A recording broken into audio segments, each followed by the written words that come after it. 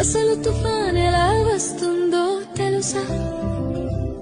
సముద్రం మొదట ప్రశాంతంగా ఉంటుంది, అలలు మెల్లగా తాకుతూ ఉంటాయి. కానీ సూర్యుడు బాగా వేడెక్కితే సముద్రపు నీరు కూడా వేడిగా మారుతుంది. ఆ వేడి నీటి మీద ఉన్న గాలి కూడా వేడి అవుతుంది, పైకి ఎగురుతుంది. గాలి పైకి ఎగినప్పుడు కింద ఖాళీ అవుతుంది.